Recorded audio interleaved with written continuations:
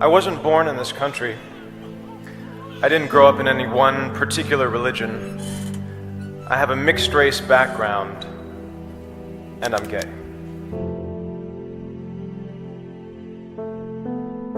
Growing up, I was a target. Speaking the right way, standing the right way, holding your wrist the right way. Every day was a test, and there were 1,000 ways to fail. 1,000 ways to betray yourself, to not live up to someone else's standard of what was acceptable, of what was normal. And when you failed the test, which was guaranteed, there was a price to pay. Emotional, psychological, physical. And like many of you, I paid that price. More than once, in a variety of ways. Like many of you here tonight, I grew up in what I would call survival mode. When you're in survival mode, your focus is on getting through the day in one piece.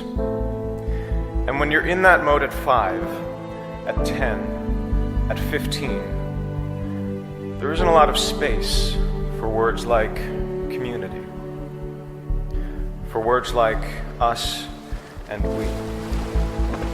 There's only space for I and me.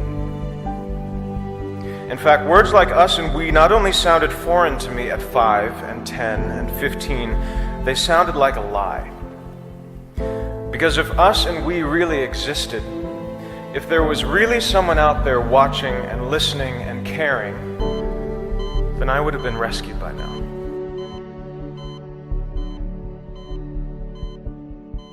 The first time I tried to kill myself, I was 15. I waited until my family went away for the weekend, and I was alone in the house, and I swallowed a bottle of pills.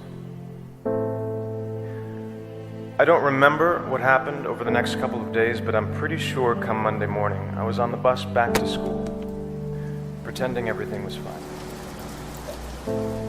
And when someone asks me if that was a cry for help, I say no, because I told no one. You only cry for help if you believe there's help to cry for. And I didn't. I wanted out. I wanted gone. At 15. I and me can be a lonely place, and it will only get you so far. That feeling of being singular and different and alone carried over into my 20s and into my 30s. When I was 33, I started working on a TV show that was successful not only here in the States but also abroad, which meant over the next 4 years I was traveling to Asia, to the Middle East, to Europe, and everywhere in between. And in that time, I gave thousands of interviews. I had multiple opportunities to speak my truth, which is that I was gay. But I chose not to. I was out privately, to family and friends, to the people I'd learned to trust over time, but professionally. Publicly, I was not. Asked to choose between being out of integrity and out of the closet, I chose the former. I chose to lie. I chose to dissemble. Because when I thought about the possibility of coming out, about how that might impact me and the career I'd worked so hard for, I was filled with fear. Fear and anger, and a stubborn resistance that had built up over many years. When I thought about that kid somewhere out there who might be inspired or moved by me taking a stand and speaking my truth, my mental response was consistently, no thank you.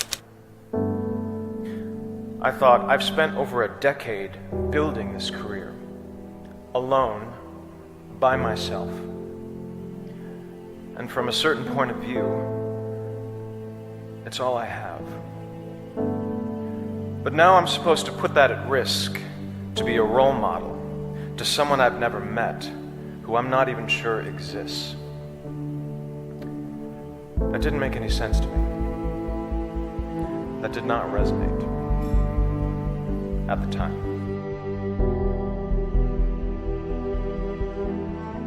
By 2011, I'd made the decision to walk away from acting and many of the things I'd previously believed so important to me. And after I'd given up the scripts and the sets which I dreamed of as a child, and the resulting attention and scrutiny which I had not dreamed of as a child, the only thing I was left with was what I had when I started.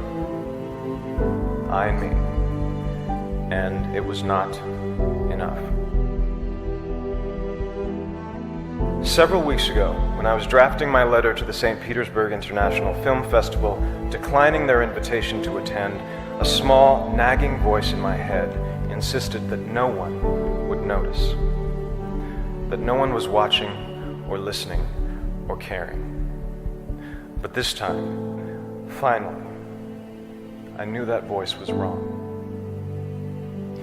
I thought, if even one person notices, this letter, in which I speak my truth and integrate my small story into a much larger and more important one, is worth sending.